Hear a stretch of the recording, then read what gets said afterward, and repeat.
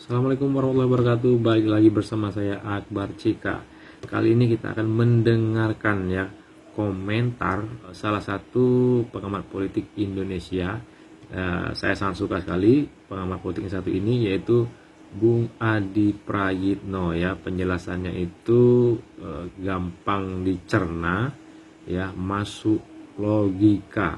Kalau saya berpendapat seperti itu terkait politik, terkait gerakan politik bawah tanah ya, yang cuma bermodal omon-omon, bermodalkan podcast di YouTube ya. Siapa lagi kalau bukan Refli Harun, Said Didu, dan kawan-kawan dan kroni-kroninya ya. Tak perlu berlama-lama, langsung aja kita saksikan videonya berikut ini. Program ini kurang apa? Ada unsur Jokowi dalam pemerintah, kan ada Gibran sebagai wapres ya, dan yang notabene adalah putra dari Pak Jokowi. Kenapa mesti juga harus sering-sering ketemu dengan Pak Jokowi? Apa karena untuk melihatkan powernya lebih hebat lagi, khususnya menjelang 27 November pilkada? Yang abang maksud Prodem itu Forum Pembela Tanah Air kan? Atau selama ini kelompok-kelompok kritis terhadap Jokowi, anti Jokowi? Ya, dari Refli Harun, Rocky Gerung, ya kan, Said Didu, ya kan, Dan yang lain. dan lain-lain, ya kan. Dan kenapa kita berani sebut nama? Karena kan mereka juga sebut nama, ya kan, gitu. Nggak apa-apa. Artinya begini, Mas Adi, publik khususnya di ruang sosmed itu juga perlu kita edukasi. Bagaimana cara menyikapi ketika ranah sosmed ini begitu ramai dengan teman-teman ini yang memang aktif ya, memang aktif mereka di sosmed gitu. Seolah-olah sedang mencari terus celah kesalahan untuk diakumulasi sedemikian rupa, kemudian diangkat sebuah angle yang menyudutkan, ya kan, kemudian menghasut dan seterusnya. Nah, ini kan sebenarnya bagi yang anggaplah teman-teman yang kalah, ya kan, kalah dalam pilpres, mereka seolah-olah mendapatkan media untuk melampiaskan rasa sakit hatinya, karena teman-teman ini kan selalu mendapat respon, tapi kan jadi bising ruang publik kita, Mas Andi. Enggak, kan memang sejak awal sebenarnya penerimaan terhadap Prabowo di satu sisi dan penolakan terhadap Jokowi dan keluarga besarnya di satu sisi. Jadi orang-orang yang abang tadi sebutkan satu persatu, ya sekalipun misalnya sebut kala pilpres, mereka menerima Prabowo sebagai presiden terpilih. Tapi mereka tidak menerima dengan wakil presiden yang menurut mereka melalui proses yang melanggar etika dan seterusnya dan seterusnya. Makanya ketika Prabowo Subianto bertemu dengan Jokowi, mereka protes. Untuk apa sih ketemu gitu? Kan itu aja kan prosesnya. Ini kan mereka ingin melihat, Prabowo ini udah presiden, apa pentingnya mantan-mantan presiden, kan kira-kira begitu. Ini kan ekspresi dari kekecewaan dan kemarahan. Ke depan itu yang ingin dilihat adalah Prabowo Subianto 100%. Bukan Prabowo Subianto yang kemudian sering bicara dengan orang yang tidak disuka oleh mereka. Dia Pak Jokowi. Bahkan sampai hari ini penolakan mereka terhadap wakil presiden Gibran Rakabuming Raka kan cukup tinggi. Kan itu yang ramai sebenarnya, Bang. Ada istilah-istilah, wah ini masih di bawah bayang-bayang, tidak independen, masih diintervensi dan seterusnya dan seterusnya. Kan kawan-kawan ini yang memproduksi itu semua. Nggak ada masalah ya bagi saya. Apalagi Pak Muzani kalau tidak salah selalu berpantun tuh. Banyak orang yang berharap Prabowo Jokowi pecah kongsi gitu ya. Tapi mereka ini satu narasi gitu, membangun bangsa dan negara. Itu kan untuk menunjukkan betapa kebersamaan. Per hari ini antara Prabowo dan Jokowi memang tidak bisa dipisahkan. Ini kan soal bulan madu yang belum usai, Bang. Udah kita nikmati aja. Apakah ruang publik kita akan bising atau tidak? Memang bising, Bang.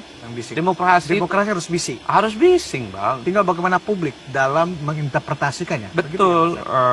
Kenapa demokrasi bising? Karena yang adem itu hanya Majelis Stalin. Berisik kalau di kampung-kampung berisik toanya, Mas tadi. Tapi kan sekalipun berisik itu berdoa, Bang. Iya. Ya kan? Memuji-muji nama besar Tuhan. Berharap keselamatan untuk diri, agama, dan bangsa dan negara. Nggak bising. Tapi yang ingin saya katakan adalah kelompok-kelompok kritis semacam itu perlu, Bang. Saya kan juga sering kritis. Di tengah misalnya partai politik yang per hari ini tidak mau jadi oposisi. Jadi memang kalau saya menangkap ya teman-teman yang abang sebut sebagai pro demokrasi dan kelompok pembela tanah air, mereka itu ingin melihat bagaimana Prabowo itu adalah seperti yang awal-awal memang tampil ke publik sebagai pemimpin yang bacaan bukunya bagus, punya leadership yang mantap. Jadi Sehingga semua keputusan politik apapun ya terkait dengan ekonomi, hukum, persoalan apapun, ya Prabowo adalah memutuskan segala-galanya tanpa harus kanan kiri berkonsultasi dengan siapapun. Teman-teman itu kan yakin Bang bahwa Prabowo ini kan kapasitasnya di atas rata-rata. Bahasa Inggrisnya bagus, pergaulan internasionalnya bagus ya kan. Ketua umum partai, dukungannya solid gitu. Dan Prabowo bisa melakukan apapun dalam konteks itu. Ya itu yang saya tadi sebutkan, kurang-kurangi untuk bertemu dengan pihak-pihak yang tidak disukai oleh kelompok mereka, gitu aja Bang, nggak IP-nya. Tapi sekali lagi teman-teman, karena ini adalah podcast yang memang harus kita maklumi, sebising apapun ruang publik itu harus kita terima sebagai sebuah keniscayaan dalam berdemokrasi. Suka tidak suka harus dinikmati. Harus dinikmati. Saya sering kok mengikuti diskusi, mengikuti apapun yang sekalipun itu bertentangan dengan pikiran dan jalan hidup saya. Tapi saya ingin nikmati bagaimana orang itu berargumen. Karena dalam hal-hal tertentu, keyakinan yang saya anggap benar selama ini, itu masih bisa dinegosiasikan dalam konteks kalau ada argumen yang rasional dari pihak-pihak tertentu. Jadi bahwa nyinyiran, kemudian bulian dalam demokrasi itu sebagai vitamin dan obat sebetulnya, Bang. Supaya tidak melulu berada di zona nyaman. Nah, Mas Adi, ini teman-teman yang aktif di gerakan Forum Tanah Air misalnya, itu kan sebenarnya teman-teman aktivis ya, mereka juga adalah seorang akademisi. Tetapi kenapa ya, hampir 5 atau 10 tahun mereka aktif bersuara di ruang publik ya, tetapi kok tidak ada resonansinya sampai ke akar rumput, ya kan? Apa karena ini bentuk kelemahan dari gerakan politik berbasis aktivis selama ini yang hanya mengandalkan cuap-cuap, ya tidak langsung bersentuhan dengan masyarakat, Mas Adi? Ya kalau kita membaca munculnya gerakan-gerakan politik besar ya di negara-negara manapun termasuk di Indonesia, itu variabelnya banyak Bang. Jadi harus ada kemampuan untuk mengorganisasi kelompok-kelompok masyarakat menjadi masyarakat yang kritis, itu kuncinya. Jadi ada mobilisasi, bagaimana gerakan itu dimunculkan dan ditimbulkan sebagai sebuah gerakan protes. Entah itu kalangan buruh, kalangan aktivis, mahasiswa, kemudian kelompok-kelompok pro-demokrasi lainnya. Nggak bisa mereka itu hanya dijejali dengan informasi-informasi yang ada di medsos, nggak bisa. Tapi gerakan politik itu di-organize. Gerakan politik itu memang harus terjun langsung ke bawah. Nah, kalau kawan-kawan yang selama ini kritis ingin membangun sebuah gerakan politik yang besar, nggak bisa hanya ngomong di YouTube dan podcast, Bang. Jangan merasa bahwa omongan di podcast dan YouTube itu bisa menggerakkan begitu banyak kekuatan politik, nggak bisa. Kalau hanya dengan YouTube dan podcast itu mampu menggerakkan gerakan politik yang besar, mestinya jagoan mereka yang diusung dalam Pilpres menang, Bang. Iya. Karena daya jangkaunya banyak. Tapi sebagai sebuah gerakan politik, gerakan sosial, gerakan-gerakan ke bawah, live in bersama mereka, itu menjadi penting. Munculkan kelompok-kelompok kritis yang sadar bagaimana persoalan kebangsaan ini tidak baik-baik saja. Munculkan masyarakat-masyarakat yang berani dan agresif. Ketika ada persoalan-persoalan serius di negara ini nggak tuntas, mereka harus berbunyi. Ormas, kelompok-kelompok mahasiswa, kelompok-kelompok Cipayung, buruh, nelayan, petani, sentuh mereka yang selama ini memang tidak terjangkau dengan jaringan-jaringan podcast dan medsos gitu. Jangan pernah merasa bahwa gerakan politik itu hanya selesai dengan podcast dan YouTube, nggak bisa, Bang. Itu penting ya untuk mengubah mental model. Itu penting untuk menginjeksi bagaimana nilai-nilai perjuangan dan sikap kritis, ya. Tapi gerakan politik itu harus yang mengomando di depan. Siapa yang ambil tongkat komando, 5 langkah revolusi ke depan, memimpin barisan perlawanan, dia akan mampu melakukan gerakan sosial. Tanpa itu semua nggak bisa, Bang. Seperti abang dan kita penikmat YouTube, penikmat podcast. Apakah setelah kita nonton podcast dan YouTube sesuai dengan selera kita, kemudian kita akan melakukan sesuatu? Enggak, Bang. Harus ada yang merajut tali temali. Orang-orang yang tidak puas, yang tidak respect, yang tidak nyaman dengan kondisi saat ini, bersatu, berkumpul, dan bergerak. Jangan kemudian hanya seolah-olah menjadi sekumpulan elitis para aktivis ini aja, ya. Ya, betul. Yang secara rutin setiap minggu, ya kan, kumpul kemudian bikin narasi, rame-rame menghujat dan seterusnya, tanpa mereka melakukan semacam beraktivitas langsung ke masyarakat, ke akar rumput. Ya sebenarnya literasi semacam itu juga penting, Bang, untuk membangun kesadaran kritis ya, bahwa ada sesuatu yang tidak selesai di negara ini itu penting. Tapi kalau berharap gerakan ini menjadi besar, menjadi snowball, itu nggak selesai hanya ngomong di YouTube dan medsos. Mereka harus turun ke basis, datengin itu buru-buru pabrik, Bang, ceramahi mereka betapa negara ini nggak baik-baik saja gitu loh, Bang. Datangi kelompok-kelompok petani, datangi kelompok-kelompok masyarakat, organisir. Bagaimana membangun gerakan sosial itu yang efektif dan kuat. Itu yang saya kira, membangun gerakan politik itu tidak mudah. Dan kebetulan saya juga tukang demo dulu, Bang. Jadi senior-senior kita ngajak demo itu selalu mengatakan, jangan kau berharap sekali demo BBM akan kemudian dibatalkan kenaikannya oleh pemerintah. Nggak bisa. Harus disebut dulu, Bang. Kena water cannon, goyang-goyang pagar. Saat itu, artinya apa? Itulah yang saya sebutkan, bahwa membangun gerakan sosial itu tidak mudah dan kakinya harus nyentuh ke tanah. Jangan selalu berada di menara ganting. Iya. Kita sudah. Nah itu problem yang menurut saya cukup serius. Bahwa apa yang dilakukan oleh kawan-kawan saya kira juga top. Tapi ini kan narasi-narasi di kelas menengah ke atas. Dan ada kecenderungan kelas menengah ini kan agak males mau melakukan apapun.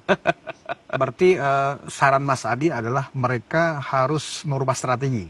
Gak hanya dalam konteks diskursus pemikiran ya kan, tetapi juga lebih membentuk ormas ya, sehingga langsung punya kegiatan pemberdayaan langsung di akar rumput. Kalau itu sudah dilakukan oleh Faisal Assegaf kalau nggak salah, dia bikin Partai Negoro. ya, Tapi ternyata juga nggak diterima juga, nggak besar juga. Itulah di masyarakat. Itulah susahnya membangun gerakan civil society yang sehat dan kuat, Bang. Termasuk gerakan civil society yang kuat dan mandiri, termasuk kritis. Kan kalau kita mau jujur, gerakan civil society kita banyak, Bang. Ormas-ormas agama yang besar, ormas-ormas yang lain besar. Tapi mereka nggak punya sikap kritis. Ini tantangan dari kawan-kawan. Saya juga sedang berusaha untuk di situ. Betapa susahnya mengajak orang itu engage dengan persoalan-persoalan politik dengan perspektif yang kritis. Kalau Antonio Gramsci itu selalu mengatakan, ya jadilah intelektual yang organik. Bukan hanya pintar, bukan hanya cakap, bukan hanya cerdas pada level kognitif dan intelektualisme, tapi yang paling penting adalah gagasan itu punya kaki-kaki di bawah. Untuk melakukan resistensi, perlawanan, mengorganisir basis massa di bawah. Nah, problem kita per hari ini, mengorganisir orang-orang di bawah itu nggak gampang. Kenapa ini kita diskusikan tadi? Kita memang membutuhkan ada unsur check and balances yang hidup di masyarakat di luar partai. Karena kalau kita lihat periode yang sekarang dengan koalisi besar yang bisa jadi mungkin di tengah jalan bisa jadi juga PDIP bergabung. Nah, siapa yang melakukan kontrol terhadap kekuasaan? Nah, teman-teman ini sebenarnya punya modal, ya kan? Dari teman-teman Rocky Gerung dan kawan-kawan ini punya modal sebenarnya, Mas Adi. Cuman karena mereka berangkat dengan kebencian, bukan dengan pemikiran gitu loh, sehingga kemudian akhirnya muncul pro dan kontra di tengah masyarakat. Dan sialnya secara kuantitatif ya kan, yang kontra terhadap ide-ide yang sifatnya lebih kepada agitatif ternyata tidak diterima gitu, Mas Adi. Ya, saya melihat kawan-kawan itu berawal dari pikiran kritis ya, Bang, bukan kebencian ya. Mereka punya barrier bahwa rezim dan pemerintahan itu adalah sesuatu yang memang sangat layak mereka lawan. Karena selalu menimbulkan sesuatu yang tidak bagus kan, melalui kebijakan ataupun elit-elit mereka yang perilakunya selalu menimbulkan kegaduhan yang tidak bisa ditolerir. Dalam konteks itu menurut saya menjadi penting dan tetap bagus ya. Nah, sekarang adalah bagaimana gerakan-gerakan politik kritis ini membesar, itu yang paling penting. Kelompok-kelompok mahasiswa kritis, kelompok-kelompok ormas juga memiliki aspirasi yang sama. Kan itu tugas terbesarnya. Di tengah kecenderungan betapa memang saat ini ada kecenderungan untuk menjadi bagian dari koalisi pemerintah. Memang tidak gampang menjadi aktivis, mengorganisir gerakan-gerakan massa di bawah ini, Bang. Ini ibarat orang yang berjalan di tempat yang suci. Berjalan di tempat yang sunyi maksud saya. Nggak ada peminatnya.